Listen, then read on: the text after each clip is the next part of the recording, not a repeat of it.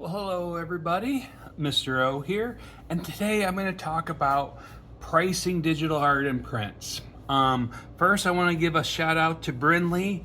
Brinley, I had the honor of teaching your mother when she was in elementary school, so I'm glad I'm able to do something. Sorry, this is not a drawing video, but I think you might find this useful because I'm going to talk about some digital art programs, and you may one day be interested in getting into digital art, or you already are. So let's just talk about digital art programs before I talk about the pricing of digital art. Paid for programs: Clip Studio, Adobe CS, Affinity. Free downloads: Curta, Fire Alpaca, and Ibis Paint. Now they do have a paid stuff. Some of the students have done it and they love it. It has so many more tools. Apple products: Procreate, highly recommend the $15. Basically, for $15, you get the same thing as Clip Studio, which is $150 to $250 when you buy it. I use Clip Studio. I love Clip Studio. It's my favorite.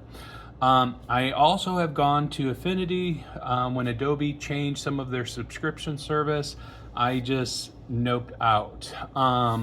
So these are the programs that I currently know that are safe. So if you're looking, now Ibis Paint works really well on your phone. So if you're one of those people who work on their phone, I have a student who does amazing digital art on their phone. Now, I'm going to show you an older digital print that I've done. You might have seen it before, and there's a couple of reasons I'm using it. One, when I printed this 12 by 18, it cost me 11 by 14 and 12 by 18 are pretty similar in price, but I think it actually cost me $6 to print this. Now, if I was just making prints and I'm going to go unlimited prints, my train of thought is 3 times the cost. Now you're going to say, but it took me so many hours. Why would I only charge $18 for it, or even 20 if you want to round up? Well, always keep in mind, the idea is that you're going to sell multiple prints. Just as you're always looking for, people want value and the quality art. When you're first starting out, you're establishing yourself and you want to get your name out there. That doesn't mean you do it for free. Don't do anything for free unless you can benefit some way, or you're benefiting your community or an individual who's suffering through stuff. My little PDA, public service announcement, not public display of affection. 2 mistakes already. I apologize for that. So let's look at this. If I print this unlimited, I'll make plenty of money.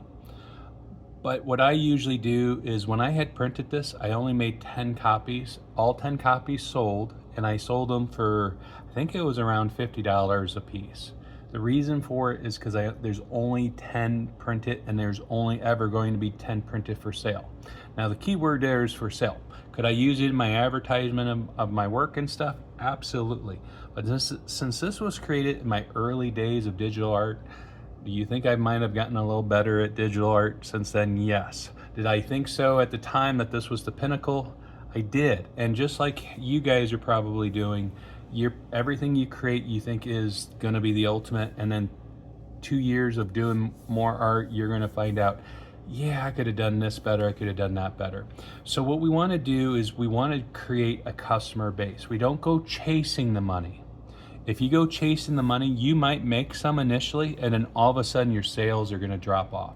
I have an example of somebody who did a beautiful piece of artwork, sold the print for $50, and then a month later starts, because they didn't sell as many for $50 as they would have liked, they were just clearing them out for $10 a piece. Those people who paid $50 saw that. Less than a month. Do you think they bought anything from that person again? No, they did not. So please keep that in mind when you're doing prints. Now, as I said, this was a limited run. I'm not embarrassed of this because I love the Lightning. I tell you what, I'm very proud of the Lightning. And now, here is one that I did a print for. And it's the same thing. Now this one is kind of, I wouldn't call it an unlimited run. I'm going to show you the actual prints, and what I did is I did something unique. Every print has something unique in it. I changed the color of the irises. And so I charged, I think it was with 11 by 14, I think my starting base was $15, but I'm gonna show you the physical copies of why I was charging $25 a copy, and other things as you prepare things for sale. What could be a neat thing for you to do. And then the other thing I did is I scanned and I printed 10 copies of this. So this one has a limited print run. And again, you know, I can charge more because of the limited print run, but I'm establishing myself. I knew on this one, now if you take a look at the color pencils and the level of blending it took me to do that, it took a lot of time. So the original I'm selling for like $140, $150. As you can probably figure out, not a lot of people want to pay $150 for a colored pencil artwork, but there are people who do, and it's currently for sale. Just comment below and we'll reach out. But the prints, they sell pretty good, and because, you know, it makes it affordable for everybody. And so keep this in mind when pricing yourself. Now I'm going to have a little transition here, so be back in a moment. Regular prints of your artwork. As I was saying, I changed the color of the irises, and each one has a unique iris. Now, did I find that some of the colors were so close that it was hard to tell them apart? Yes, so I was careful, but I actually came up with 44 different shades. I've ordered 44 of these, and I think I only have less than 8 left. So I did pretty good. Now, I charged $40 if the Art Center sold them, and $25 myself. And I'm going to tell you how I got my price. So I have, you know, what I wanted to charge for the print, which was $15. And then I had to add 30% over everything for the Art Center, but I also met it. Now, you can take a piece of foam board and cut it to the size, and then get this acetate paper, plastic, and just cover. And I'm gonna show you what I have on the back. As you can see, I have it taped and sealed. It does have the resealing, but the bags I got were kind of wrinkly where the flap was. I got these pre-cut 11 by 14 mat boards for basically really cheap. So I only charged it $10. And so that's a bargain, number one, to have a mat, and I even have a backing board. But I want to show you this too. I also have basically my artist statement on this piece too, talking about the print size, mat size, and the original artwork was 11 by 14. I have my logo, a picture of myself. I have a little bio, and that is really nice as your customers get to know you. So this is something I do recommend that you consider. Presentation goes a long way. Is it okay just to sell your prints here? Now, I don't go to Walgreens to get my stuff printed. I print from home. Those people have always treated me well. If I screw up a file size, they do adjustments.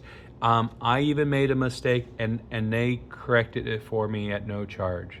I appreciate that level of customer service. If you have a good printing company in town, always go local when you can. I am very tongue-tied today. So Brinley, I'm not always like this. So I'm hoping you enjoy this video, and I hope you guys are enjoying this video. I hope this helps you to understand, is this the only way to price stuff? No. The biggest mistake I see adults and high school students make is chasing money. I sold a skull. That means all my artwork is going to be skulls, and I'm going to make quick cash. And then, you know what happens? This first one I spent a lot of time on, and then the ones after that were quick ones. I didn't spend the time, I didn't spend the thought, I didn't see the mistakes, and I see people do that all the time. Guys, when you create art, just create it for yourself. And I have found myself giving my pieces to few people, especially my prints, when I find people who really love it, just cannot afford it. There's a difference between wanting it for free and just showing appreciation. And that means more to me. And of course, it's easier for me to say that when I'm older and not needing money. You reinvest what you sell, reinvest in yourself. That's how I was able to build up my art supplies, my computer programs, my digital art. And you know, if you have any questions that I might have forgotten to answer, ask them in the comment section. If you have some other ideas you want to share with people, leave it in the comment section for people to read too. As always, I got to get a piece of paper, and just remember, you are all beautiful. And I appreciate you guys so very much. Have a great day. Bye-bye.